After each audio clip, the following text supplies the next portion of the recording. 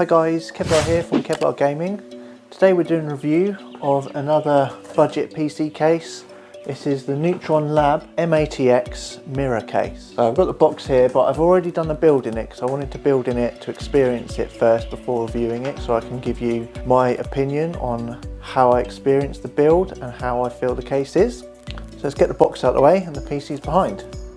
Okay, so I've got it turned on so you can see it running first. As you can see, it's actually got quite a nice front to it with the nice mirror effect. If you can see there, it actually looks pretty cool. I like it. It has the effect that looking from the front, it is empty and the lights go quite far in. It's quite clever. I like it, and it has got a real mirror effect. It's actually quite annoying because when I was trying to take pictures of it and put it up for sale, it's impossible to get a good picture without seeing everything, you know, that's in front of the case reflected, because it is a real mirror. If I turn it round, you'll see, assume you can see the light shining from the camera. Let's have a quick look. Yeah, there's a bit of a zoom in actually so you can see the case closer. There you go, you can see that a bit closer now. So if I turn it again to the side a bit, yeah, you should have a better view now of seeing how those lights work on the inside. Pretty cool, so I like that, that's nice. So really, I probably should have started off saying how much it is. So I say it's a budget PC case, so it's £40 in the UK. It was reduced from £60, I think. Now, to be honest with you, if I paid £60 for this, I'd be really disappointed. £40 is okay. As I'll take you through it, I'll explain what I do and don't like about it. But in my opinion, £40 you can get better budget cases. But there are good things about it, there's bad things about it. I'll take you through it. Okay, I'll turn it off so we can get inside and I'll show you the ins and outs and have a closer look. Right, okay, hopefully I'm a bit out of the way and you can see the case better. So first of all, what I do like about it is the glass panel. It's a nice little door with a little handle there. So it's really easy to get in and out of that. It's obviously magnetic close, feels quite solid. I like that, that's not bad. Also, which is okay, it has got quite a big gap at the front here with air slots with a mesh in there. Fairly decent size to let in enough air for some airflow. Often with these cases where it's a completely, I guess, solid glass front, they don't have very good airflow because obviously there's no air coming in at the front here, but they've got big enough slots down the side, so that's okay, that's quite good. At the top, got the magnetic dust cover, space for 2 fans, that's all good. So at the top of the case, 2 USB 3 ports, so there's no standard USB, which is fine, so that's quite good. It's good for wiring, so you just plug in the USB 3. Buttons here to control the lighting at the front, so you've got different modes, you know, change the colours and things like that, which is good. Power reset button, the usual. Got your audio inputs and outputs there as well, so that's all standard, all good. Quite a sleek looking case. Obviously it's small, I guess you can see it, or when I zoomed out you can see it up against my Corsair 4000D, which is quite a big case. This is a good compact size, which I like for budget builds. Having a look back inside, one thing I don't like is the hole here where you can see the PSU. Now in my opinion, when you're buying a budget case for 40 odd pounds, something like that, you're not probably going to be spending a lot on your power supply as well. So why do you want your sort of budget power supply on show? So yeah, I don't get that. So I prefer it with a full cover there, but that's personal opinion. Legs are quite good, it's quite sturdy, good distance from the floor. So underneath the power supply facing down has got enough space there for air to go in, so that's good. Yeah, so one thing that does disappoint me about it, which half my fault, I didn't read the advertisement correctly before buying it, but in the pictures in the advertisement there was an RGB fan at the back as an exhaust fan, so I expected it to come with at least 1 fan, but yeah, reading the full description afterwards, it doesn't mention any fans, it just says space for fans. So I find that a bit disappointing, especially with a case like this, which, you know, it doesn't have the airflow at the front. They're sending it to you with no cooling at all. So you have to obviously buy extra fans. So I've just fit a couple of basic Corsair fans in there just to give it some airflow. But yeah, that's annoying. I find that disappointing, not coming with any fans at all. Let's have a look around the back. Right, so if I take the side panel off, it's nice and easy. Just got 2 screws at the back, slide that out. That's nice and easy, fairly solid. Clips in nice, it's got the clips around there, so it's nice and easy to slide on, which is good. Okay, I'll probably zoom in a bit closer here to show you. Bring the camera with me, it might get a bit wobbly. Right, so a couple of things I really dislike about the case is all of these holes. So there's holes there, holes there, holes there, holes here, here, here.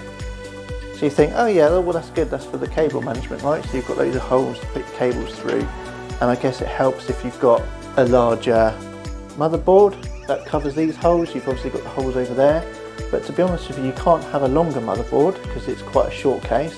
This motherboard actually goes all the way down to the bottom, so you might have one that's a bit wider. But anyway, so what I really dislike about it is, first of all, I thought, okay, that's fine, I can put my motherboard cable through there and plug it in. But because there's hardly any space behind this side, the motherboard cable is way too thick. So you push it through there and you won't get the back panel on because the motherboard cable is in the way. So it seems really pointless having those holes because you can't really use them, because you have to have all the cables going up this side where it does have an indent for the cables to run through. So what are they there for? If you can't have the cables going through, then what's the point? It just looks ugly because from the front you can see all these wires, because you've got the fan hub that's there, stuck on there, and a hole there. So all these wires coming off the fan hub you can see from the front of the case, and you can't hide them. So that annoys me. And you'll see my cable management is a bit of a mess because it's not easy to cable manage in because of that. Good thing about it is they do have these little Velcro straps to help you with your cable management, so I like that. I have been able to channel them down there, and they have got the hooks that you can cable tie to, so again, that is quite good. So I've managed to fit it all in, a budget build, you know, so there's not tons and tons of cables in there, and it is a non-modular power supply, so I've got all the extra cables tucked in there. It's got quite a good hard drive bays, so these little blue things the hard drives screw into, and they actually clip and slide in and out really easy without needing screws and things like that, so that's good. It does come with a fan and RGB hub again, which is good, but then obviously it comes with no fans, which is annoying. The front panel is plugged into that because of the RGB lighting at the front. In the instructions it tells you to plug in here your sort of ARGB cable to your motherboard, but it doesn't come with one of those cables, even though there's a picture of it in the instructions. So again, I think that's a bit tight. If they give you an RGB hub, they should at least give you RGB fans or the cable to plug it into the motherboard, so you can actually control the RGB on the front panel without just using the buttons. So yeah, a little bit odd there. And then one thing I did get confused with, the bottom of that RGB hub, you'll see I've got a SATA cable plugged into it to give it power. Now I got a bit confused because the actual bit that comes off the RGB hub that the SATA cable plugs into is not your standard shape. It wasn't like a long flat bit with that little L-shaped bit at the end, which you see, you know, on your hard drives and anything else you usually plug SATA cables into. It's obvious that it's a SATA connection, and this one wasn't. It was just a, let's unplug it and I'll show you. Right, can you see that?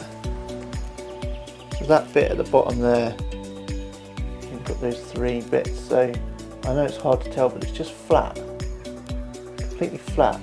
There's no little shape that you have there. So you see that's got the L shape in it.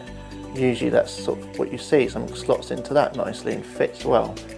And that doesn't have it, so it's not obvious that it's SATA. And I was trying to push a SATA cable on it, thinking it's got to be SATA. But I felt like I was going to break it. I really had to force it on.